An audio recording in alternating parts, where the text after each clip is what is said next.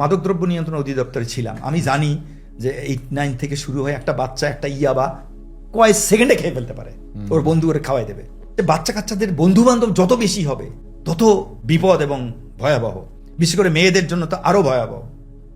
এবং বন্ধু চুজ করবে স্কুল কলেজে যে দেখে দেখে মতের সাথে মেলে, চিন্তা চেতনায় মেলে। এই না তুমি কারোর সাথে খারাপ ব্যবহার করবা বা তাকে কষ্ট দিবা, তোমার যে গণ্ডিটা একদম ছোট হতে হবে, একদম চিন্তা ভাবনা চেতনা একই রকম হতে হবে। বাইরে তোমার মাকে নিয়ে যেতে হবে সাথে, যেখানেই যাও। কোথাও রাত্রে কখনো কারো বাসায় যায় থাকতে দেই নেই।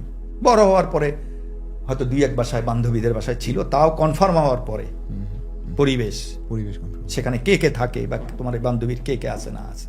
বাচ্চাকে একেবারে স্বাধীন করা যাবে না, সহ্য করতে পারবে না সে তো বাচ্চা, ক্লাস 10-এ পড়ে বা 10-এর নিচে 7, 8, 9। আপনি মোবাইল দিয়ে দিলেন, গেজেট দিয়ে দিলেন, সে দরজা বন্ধ করে দিয়ে ঘরের ভিতরে মোবাইল চালাতে, মানে ফ্রি করে দিলেন, গন গেল।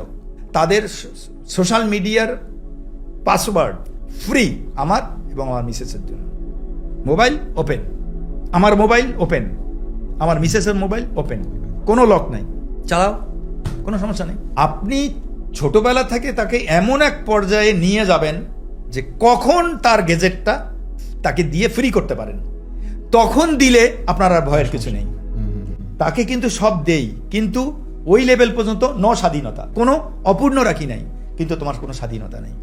এটা হচ্ছে মনের মতো করে গড়ে তোলা শক্তভাবে, স্বাধীন কিন্তু স্বাধীন না। পারিবারিক শিক্ষা প্রথম, এটার কোনো বিকল্প নেই।